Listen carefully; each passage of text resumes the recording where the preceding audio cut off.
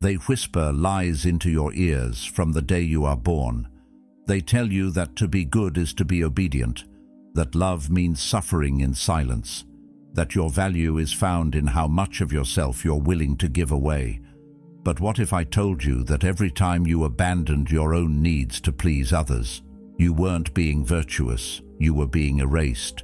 What if the pain you carry, the resentment that simmers beneath your smile, isn't proof of your kindness, but evidence that you've been taught to betray yourself in the name of love? Ask yourself, who taught you that choosing yourself was selfish? Who benefits when you never say no? These aren't virtues, they're chains. Chains that tear your identity apart, strand by strand, until all that's left is someone who lives for everyone but themselves. The Stoics warned us, if you want to be unshakable, begin within. That means reclaiming the parts of yourself you've been told to kill off. It means understanding that true strength isn't found in sacrifice, it's found in sovereignty. And if this truth burns through the lies you've been living, then consider subscribing for your own good. Because real growth begins the moment you stop waiting for permission to be whole. They say betrayal is sharp, sudden, unforgettable. But the most dangerous kind doesn't slice, it wears you down. It's not done to you by others. It's what you do to yourself, quietly, over time. It starts with the little things. You smile when something hurts. You agree to things you don't believe in just to keep the peace. You say yes when everything inside of you is screaming no. And no one notices, because on the surface you're still good, still agreeable, still easy to be around. But deep down, something begins to shift. Something starts to crack. This is the betrayal no one talks about. The betrayal of the self. Not with violence, but with slow and consistent denial of who you really are. You begin to shrink yourself to fit into other people's comfort zones. You soften your edges so you won't offend. You walk into rooms and leave parts of yourself at the door because you've convinced yourself that being accepted is more important than being whole. And the most painful part? It works. People praise you for being easygoing, for being understanding, for never asking for too much. But beneath that approval lies a truth that grows harder to ignore. You're disappearing. You're turning into someone others can manage, not someone you can live with. And that kind of betrayal doesn't leave a scar you can point to.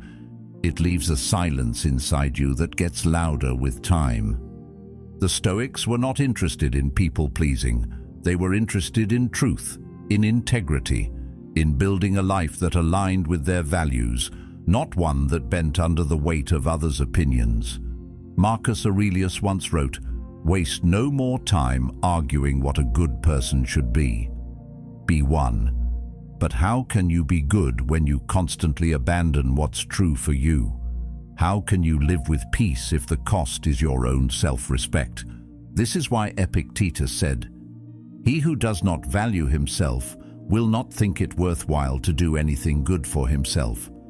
Because if you don't see your own worth, you will constantly give yourself away in pieces, hoping someone else will see it for you. That is the quiet tragedy. You begin with good intentions, but those intentions become a trap. You think self-sacrifice is love. You think saying nothing is wisdom. You think keeping the peace is peace. It's not. Real peace is not found in other people's comfort. It's found in the stillness that comes from honoring your own voice. When you stop betraying yourself, things begin to shift. Not dramatically at first, but enough to notice.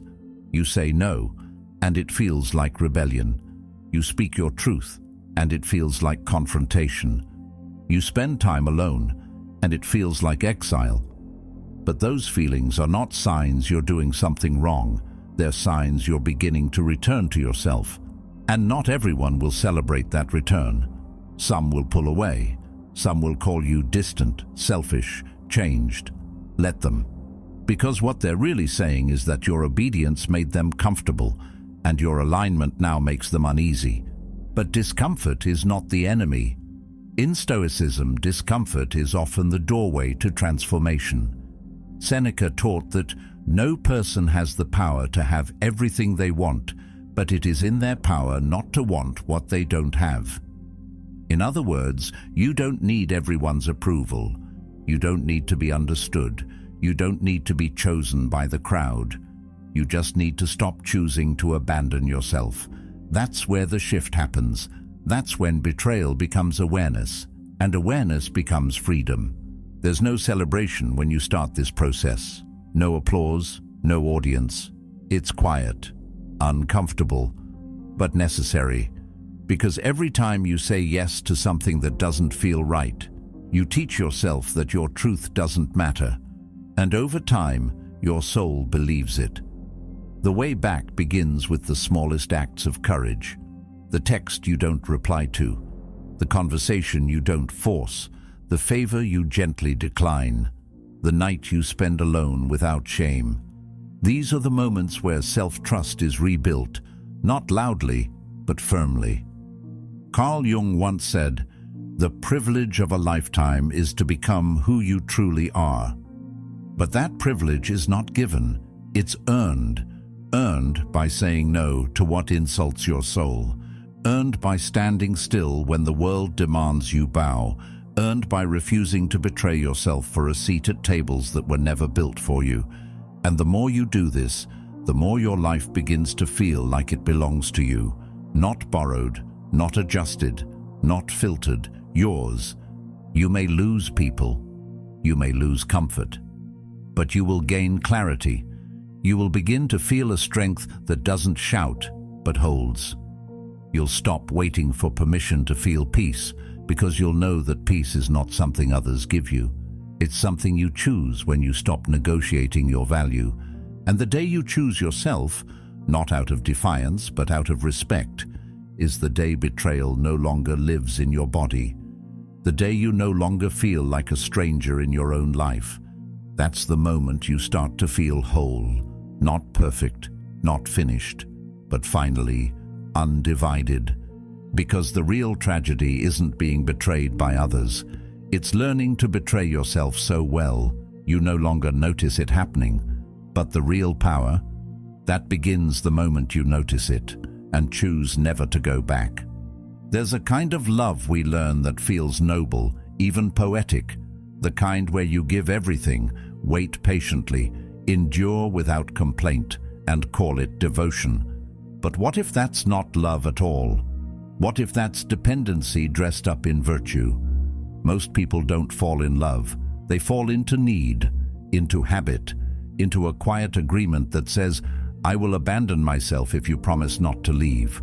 We call it sacrifice. We call it loyalty. But underneath the surface, it's often just fear.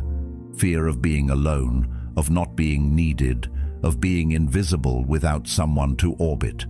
And so we pour ourselves out hoping someone will notice the empty cup and fill it back up. But more often than not, they don't. And when they don't, we don't get angry. We get smaller. We justify. We say, "They're just going through something." Or, "Maybe if I love a little harder, they'll love me back." But love that demands the erosion of who you are is not love. It's survival. Carl Jung once wrote, "The most terrifying thing is to accept oneself completely." And maybe that's the core of it. Maybe we seek others to complete what we haven't accepted in ourselves. We think devotion means dissolving into someone else, but real love doesn't require you to disappear. It requires you to show up fully. The danger of dependency is not just that you lose yourself, it's that you forget you ever had yourself to begin with. You start to believe that your peace lives in their approval, that your worth depends on their presence, that your happiness is only real when it's reflected in their eyes. And slowly, without ever meaning to, you hand over the keys to your inner world. Now they control your joy, your sadness, your sense of belonging. But no one, no matter how loving or well-intentioned, can carry the weight of your soul without breaking it or dropping it. Dependency feels like love at first because it mimics connection, but connection built on need is fragile. It breaks the moment the other person fails to meet the expectations they never agreed to. And when it breaks, it feels like betrayal. But in truth, it's just the natural result of leaning too hard on a foundation you were meant to build yourself. The Stoics never promised that love would be safe, but they warned us not to tie our inner state to things outside our control. Epictetus said, "Seek not that events should happen as you wish, but wish them to happen as they do, and your life will go smoothly." That includes how people love us. That includes the ways they stay or don't. Reclaiming your sense of self starts with asking, do I show up for this person from fullness or from fear? Because if your presence is just a mask for your panic, if your giving is just a strategy to be needed, it's not love, it's self-erasure. And nothing sustainable can be built from that. Real love doesn't ask you to bleed for it. It doesn't ask you to shrink, to beg, to remain silent in order to be safe. It meets you where you stand. It respects boundaries. It honors distance. It does not feed on your wounds. Seneca, in his quiet wisdom, said, "As long as you live, keep learning how to live." And part of that learning is unlearning everything we were taught about what it means to be close to someone. Closeness without clarity leads to enmeshment. And enmeshment is not intimacy, it's confusion. You start confusing their mood with your value, their withdrawal with your failure, their silence with your shame. But none of that belongs to you. You are not responsible for making others whole. You are responsible for remaining whole, even when others can't meet you there. When you love yourself more than anyone else, not with vanity but with presence, you begin to give without losing yourself in the giving. You begin to show up with open hands, not hands that clutch. You start to walk away, not in anger, but in peace, when your needs are no longer being met. And the beauty of it is, you stop loving for approval. You start loving because it is your nature to do so, but not at the cost of your own peace, not at the expense of your own integrity. And slowly something shifts. You stop seeking people to complete you. You start becoming so complete within yourself that relationships become a choice, not a survival strategy. You're no longer looking for someone to carry your weight. You're looking for someone who carries their own.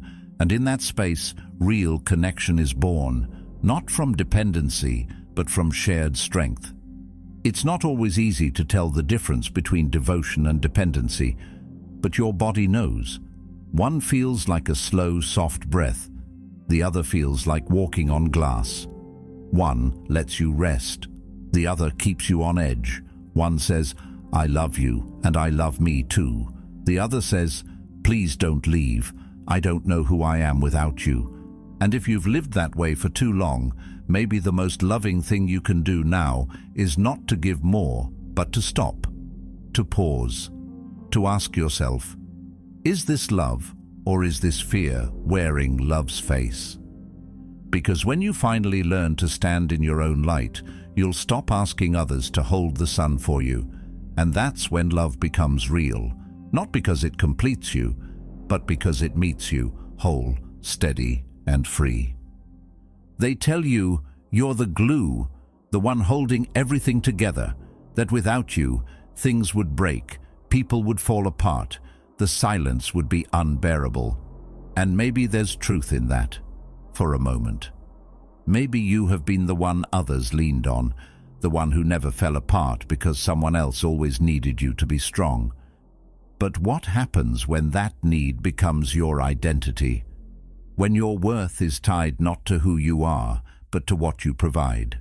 What starts as purpose slowly turns into prison. You begin to mistake being essential for being loved, but being needed is not the same as being valued, and being useful is not the same as being seen. There's a quiet erosion that happens when you live to be needed. You become a role, not a person. You're no longer allowed to be tired, to have boundaries, to say no, because your importance relies on your availability, and when you step back, even just a little, guilt rushes in to fill the space. You start to feel selfish, cold, absent. But you're not absent. You're just human.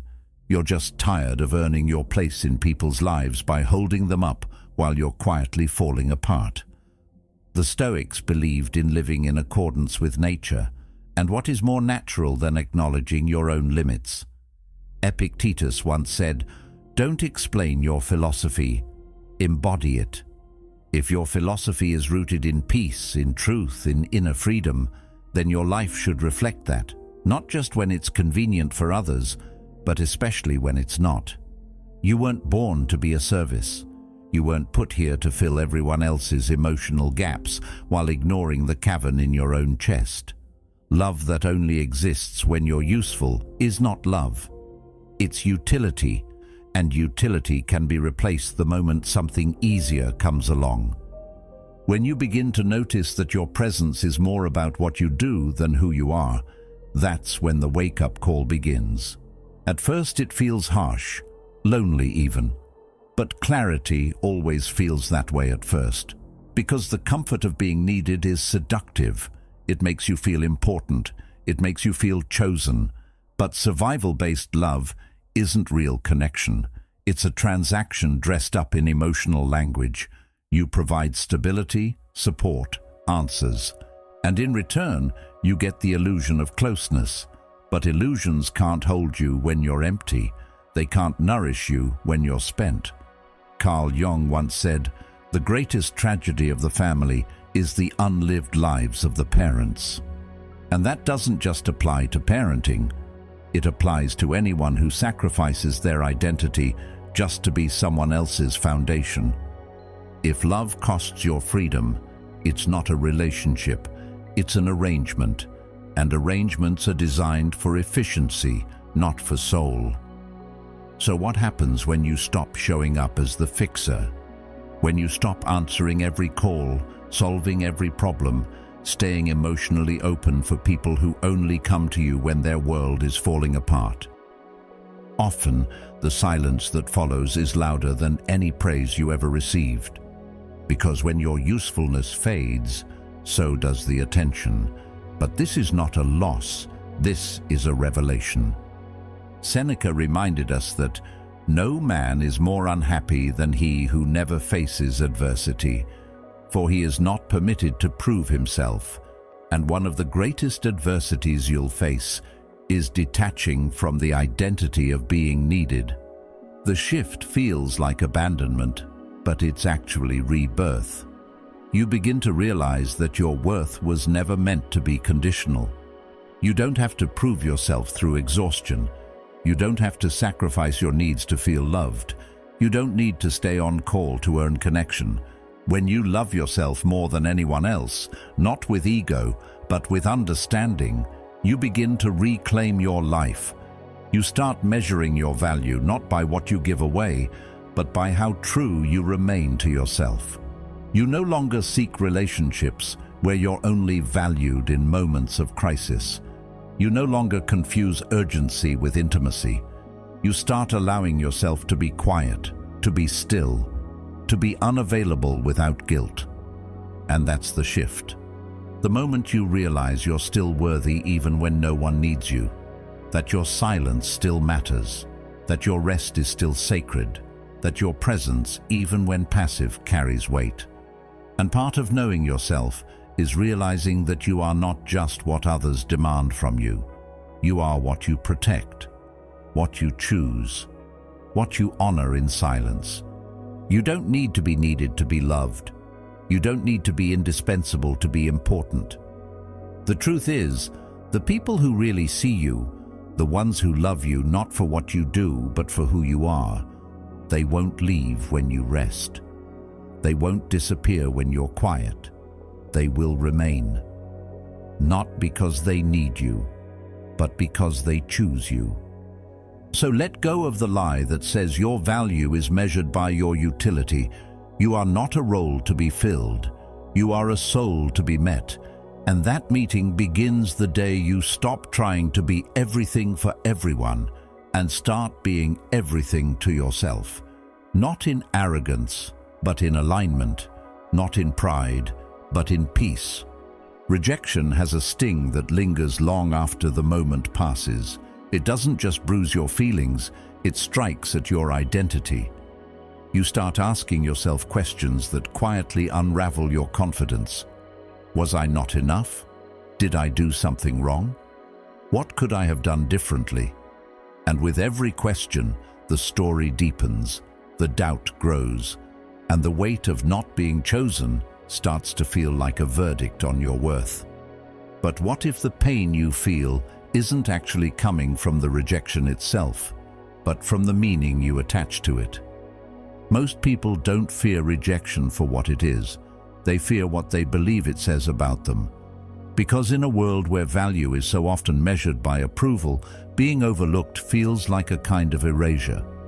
You begin to see yourself not through your own eyes, but through the lens of someone who didn't choose you. And that distortion becomes dangerous. It convinces you that if they don't want you, then maybe you shouldn't want yourself either. But rejection, at its core, is not a reflection of your worth.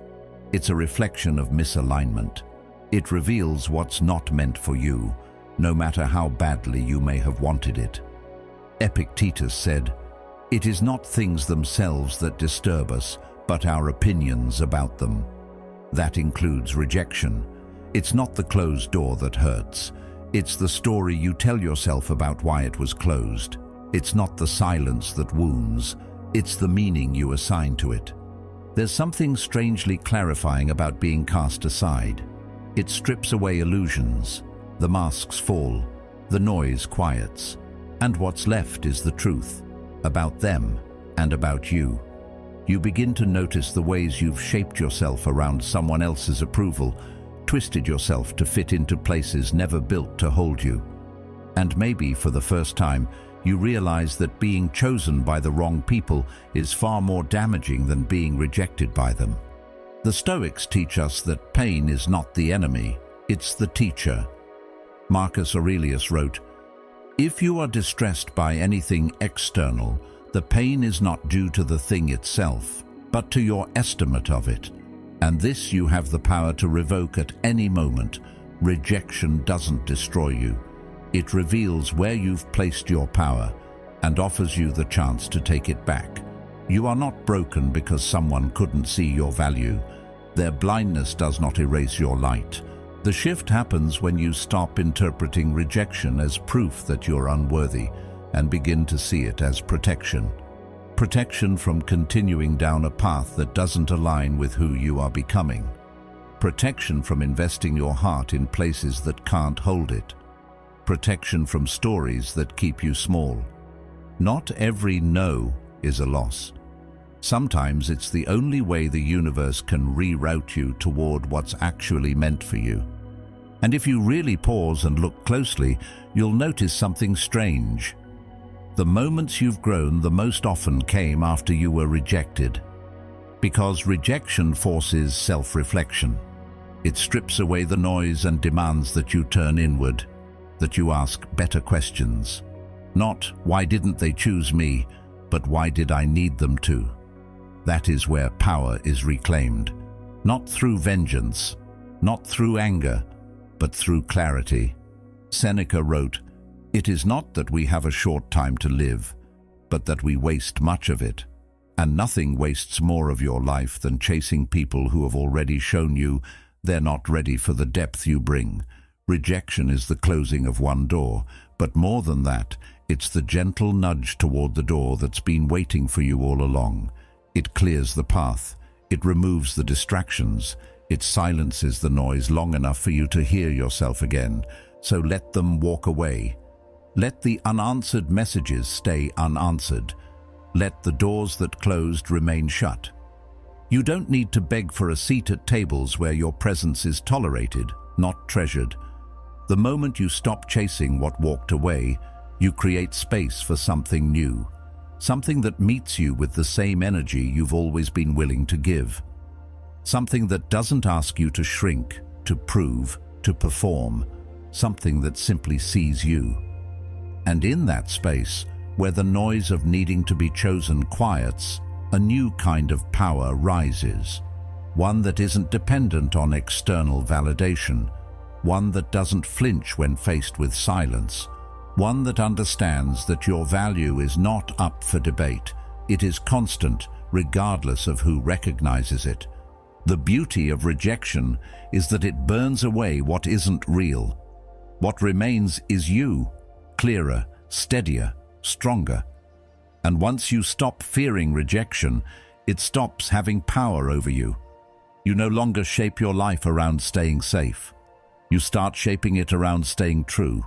Not every absence is a loss. Some are the very blessings you didn't know you needed. Some are grace in disguise. And the more you trust that, the less rejection hurts. Because you no longer see it as punishment. You see it as redirection. And that shift changes everything. There's a silence that most people never learn to face. It arrives when the crowd leaves, when the screen dims, when the door closes, and no one is around to clap or correct or distract you. It's the silence of true solitude, not loneliness, not absence, but presence stripped bare. And that silence unnerves people. Because when you're finally alone with your thoughts, there's no performance left to maintain. No image to protect, no conversation to hide behind, just you, unfiltered, unmasked, and often unfamiliar. We're taught to fear this, to run from it, to fill it with noise, messages, headlines, movement, because stillness feels like exposure, and exposure for many feels like danger. But in that fear is a clue, a sign that we've spent too much time living outside ourselves, borrowing energy from the world instead of generating it from within. When solitude becomes something to escape rather than embrace, we lose access to the very source of our power. Marcus Aurelius wrote, "Nowhere can man find a quieter or more untroubled retreat than in his own soul." That wasn't poetic philosophy, that was practical survival. The world will always pull at you, demanding your energy, your attention, your reaction. But solitude is where you learn to pull back, to return, to re-enter the only place you can ever fully control, your inner world. And once you're there, truly there, you begin to understand something most people never do. Peace is not found in noise, approval, or company. It's found in the depth of your own awareness. It's not easy, though. The first time you sit in solitude, your thoughts might feel chaotic, even overwhelming. Doubt creeps in. Regret surfaces. Memories echo louder than you remember them being. This is where most people quit. They reach for a distraction, a call, a task, anything to muffle what's rising. But the Stoic doesn't run. The Stoic observes. They understand that the discomfort of being alone is not a punishment. It's a process, a purification, a mirror, and what it shows you, if you're willing to sit with it, is not your weakness, but your unfinished self. Carl Jung believed that who looks outside dreams, who looks inside awakes. And it's true, when you finally turn inward, the dreams you were chasing begin to look different. You stop needing the world to tell you who you are. You start to hear a quieter voice, one not shaped by fear or pride or praise. It's the voice of clarity, of truth, and it doesn't shout, it whispers, which is why it's so often missed in the noise. Solitude is not the absence of connection, it's the foundation of it. Because until you learn to be fully present with yourself, every relationship you build will be rooted in avoidance. Avoiding emptiness, boredom, insecurity. But when you learn to face those things alone, without running, without reaching, you stop needing others to complete you. You start choosing them instead, not for survival, but for resonance. And in that choice, something powerful emerges. You become less reactive, less desperate, less scattered. The world doesn't get to pull you out of your center so easily anymore. You stop giving your peace away for temporary attention. You stop negotiating your worth for proximity, because you know, deeply know, that you are already whole. Not because someone said so, but because you sat with yourself long enough to see it for yourself. Seneca once said, "A great mind becomes a great fortune, but great minds are not born from constant motion. They are shaped in silence, in reflection, in solitude." That's where strength becomes steady, not loud, not aggressive, but unshakable. And once you've felt that stillness, once you've experienced peace not tied to external validation, you start to crave it like oxygen. You begin to build your life around preserving it. And others notice. They may not understand it, but they feel it. There's something about a person who doesn't need to be seen to feel real. Something magnetic about someone who doesn't chase attention, but radiates presence. It's because solitude has made them solid, and that solidity is rare. So the next time the silence feels heavy, don't run, sit with it, listen. It's not a void, it's a mirror. And if you stay long enough, what you see won't scare you, it will free you, because the peace you find there, that steady, quiet sense of self, is not dependent on anyone's love, permission, or approval. It's yours, and once you know how to return to it, the world can no longer pull you out of alignment.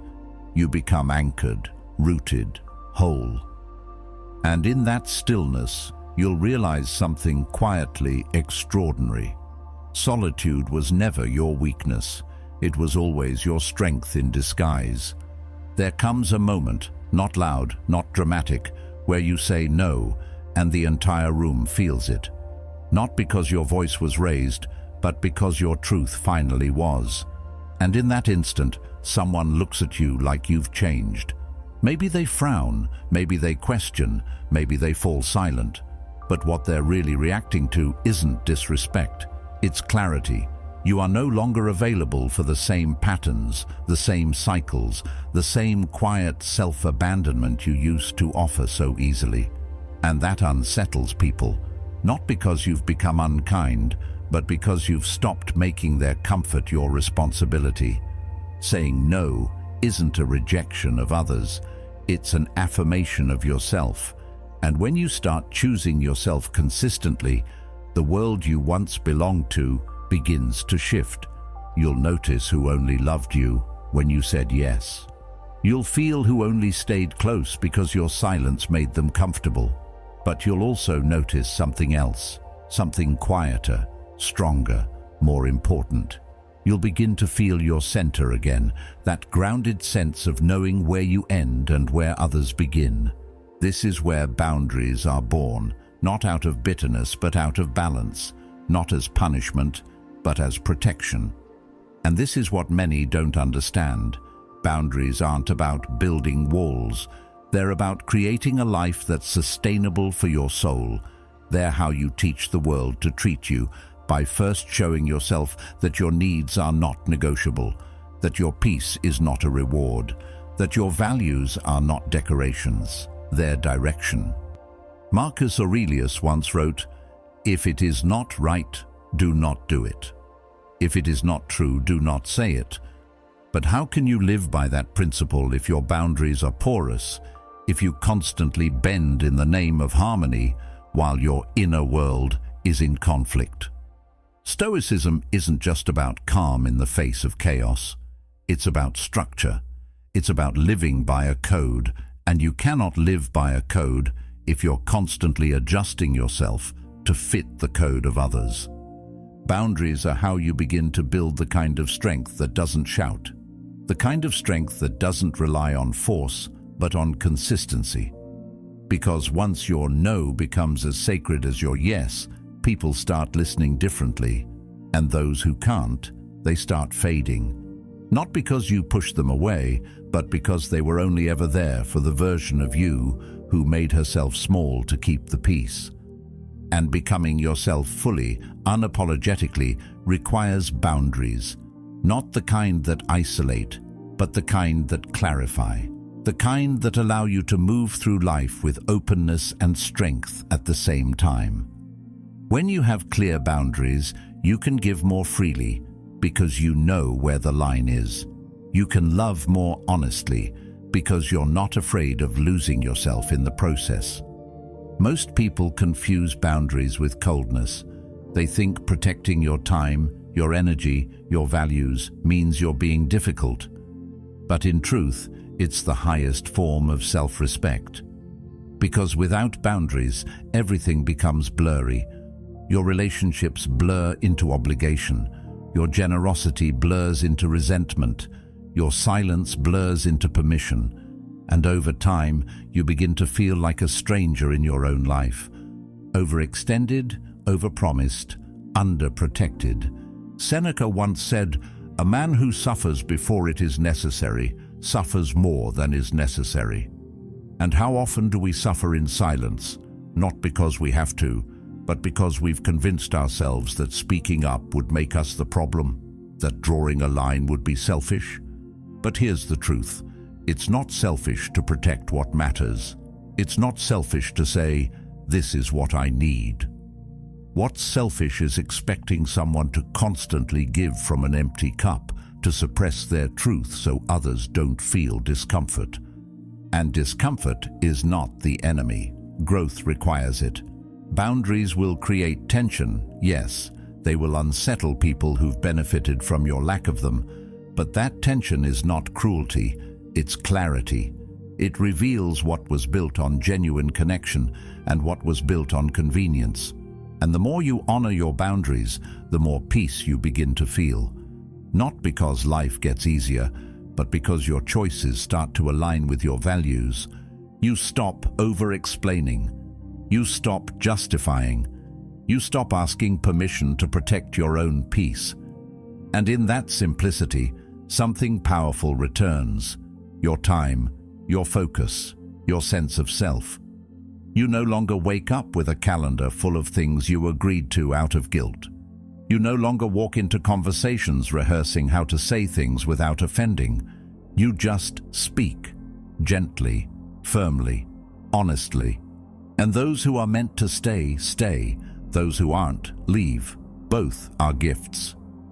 Aristotle said, "Knowing yourself is the beginning of all wisdom." And knowing yourself means knowing what supports your growth and what stunts it, who adds peace and who extracts it, which behaviors you're willing to tolerate and which are non-negotiable. These aren't rules to trap others. They are principles to guide you. So the next time you feel that pull to shrink, to soften, to say yes when every part of you is begging for space, pause. Ask yourself, if I say yes to them, am I saying no to myself? Because your life is not just a reflection of what you accept. It's a reflection of what you refuse to apologize for. And once you stop apologizing for your boundaries, everything begins to shift. You don't just become harder to manipulate, you become easier to trust. You don't just become more honest, you become more peaceful. And the peace that comes from living in alignment is the kind that can't be taken, only chosen. That's what it means to love yourself more than anyone else. Not by closing off, but by drawing lines that allow you to stay open without being emptied. Quiet strength, clear values, boundaries without apology. This is where real freedom begins. You will still feel it all. The sting when someone you trusted walks away. The heavy silence after a disappointment you didn't see coming. The sharp edge of unmet expectations, the ones you built so carefully, only to watch them fall apart. Nothing about learning to love yourself more than anyone else erases emotion. It doesn't make you immune to heartbreak or untouched by grief. What changes isn't what you feel, it's how you carry it. Most people believe strength means being unaffected. They think power means feeling nothing, shutting it down, pretending they've moved on before they've even had a moment to sit with the pain.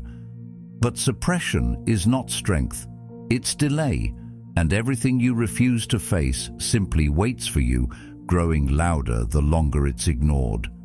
Carl Jung said, Until you make the unconscious conscious, it will direct your life and you will call it fate. That's what happens when you don't face your emotions. They end up controlling you from the shadows.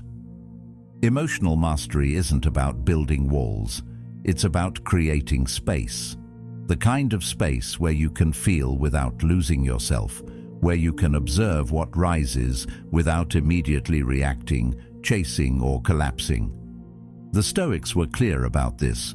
Epictetus taught that we are not disturbed by events, but by our opinions about them, which means it's not the feeling that's the problem. It's how quickly we assign meaning to that feeling, how quickly we turn pain into a story about our inadequacy, how fast we take rejection and wear it as proof of our unworthiness.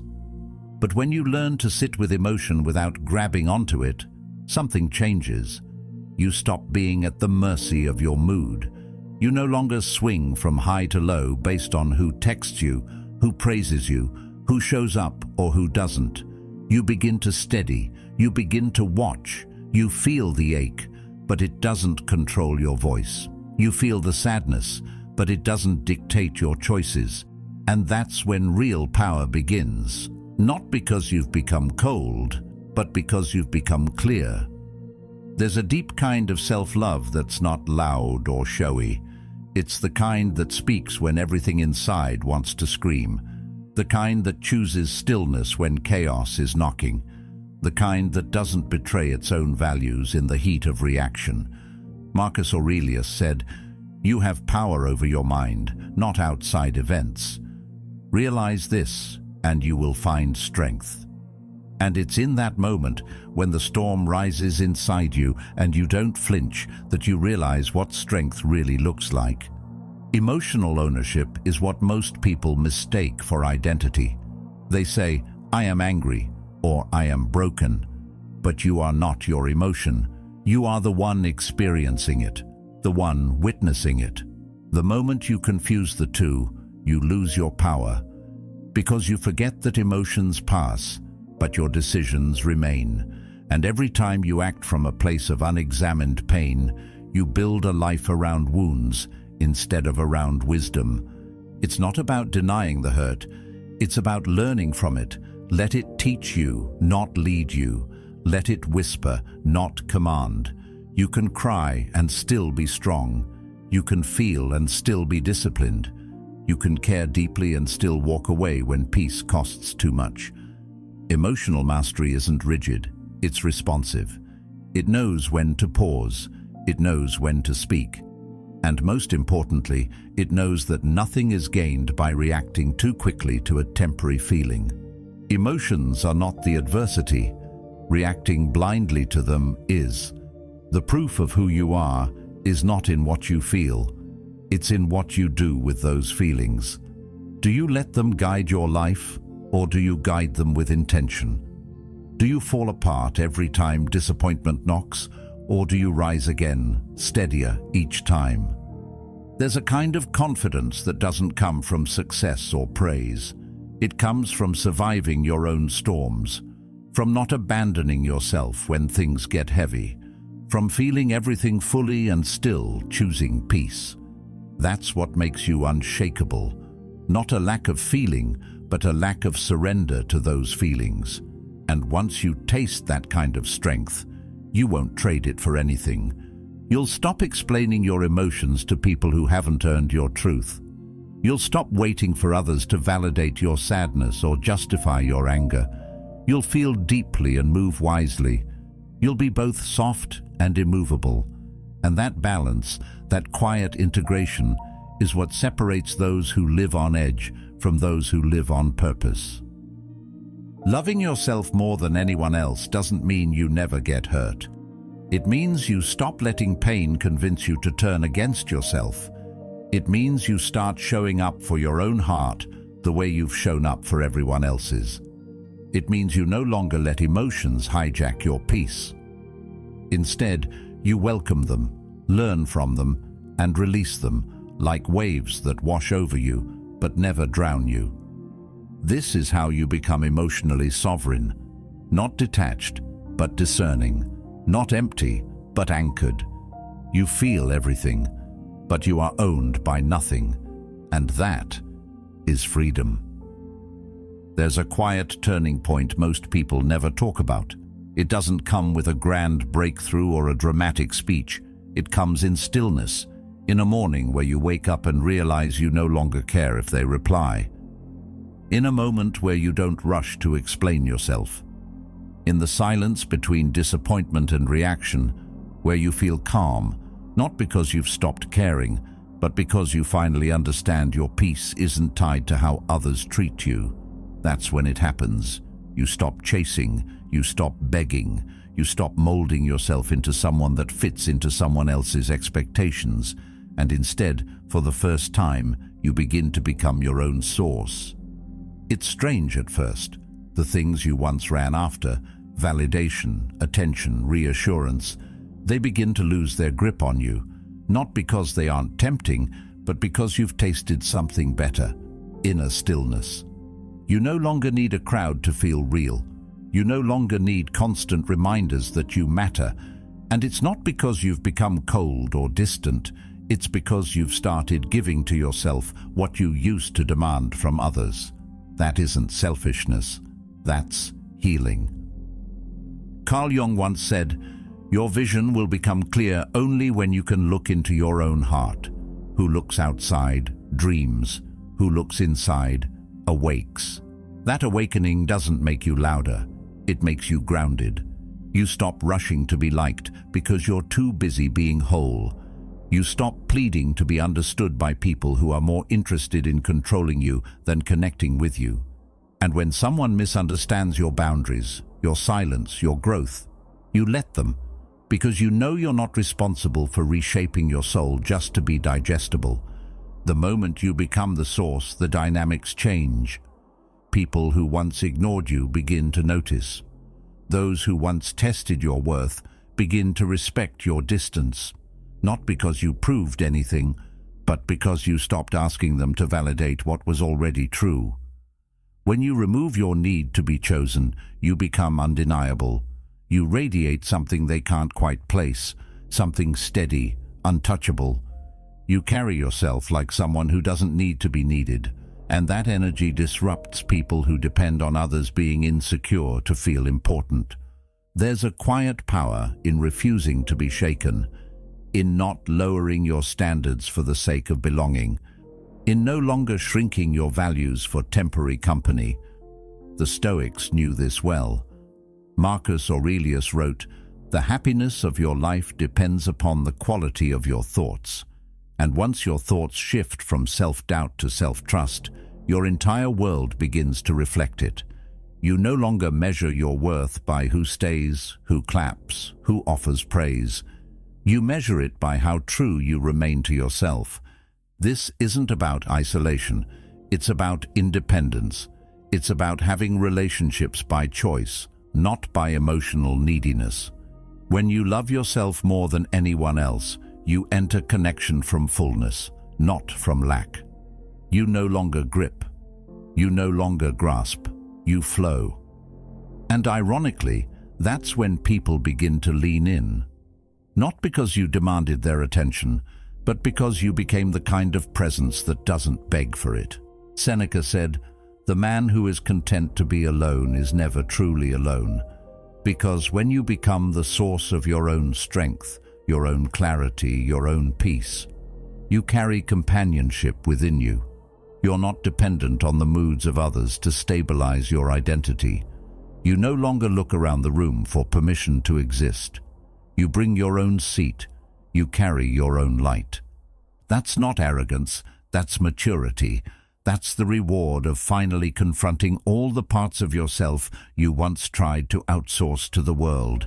It's the reward of loving yourself enough to stop abandoning yourself for temporary comfort. You begin to choose solitude over chaos, depth over attention, integrity over agreement. And when you do that long enough, your presence begins to speak before you ever open your mouth. People notice, they feel it, and suddenly the energy shifts. The ones who once took you for granted begin to wonder what changed. The ones who overlooked you now feel unsettled in your absence, and the ones who never truly saw you begin to realize they never really knew you. But by then, you've already moved on, not out of bitterness, but out of alignment. You've outgrown the need to prove your worth. You've outgrown the habit of waiting to be loved. And when you know yourself deeply, when you finally become your own anchor, the world no longer dictates your value. You do. You set the standard. You decide what you allow, what you invest in, what you walk away from. And that quiet certainty, that's what makes you magnetic.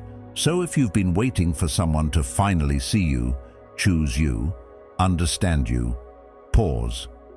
What if you became the one who sees yourself first? What if the approval you've been chasing has been yours to give all along? What if the love you're seeking from others is simply waiting to be given to yourself? When you stop chasing and start becoming, everything shifts. You don't need the world to give you what you've already found within. You don't demand attention. You command space, not through force, through presence, through peace, through being so full of your own truth that you no longer fit into anything smaller. That is the moment you stop waiting to be enough and simply are. That's what it means to become the source, quiet, powerful, complete, and completely free. You are no longer waiting to be chosen. You are no longer searching to be seen. Because the moment you return to yourself, fully, honestly, and without apology, you became whole. And wholeness doesn't chase, it attracts. So walk forward now, not in need, but in knowing. You are the source you always were. If this message stirred something inside you, there's more waiting for you. Watch one of the videos now appearing on your screen. And thank you for walking this path with Stoic Journal.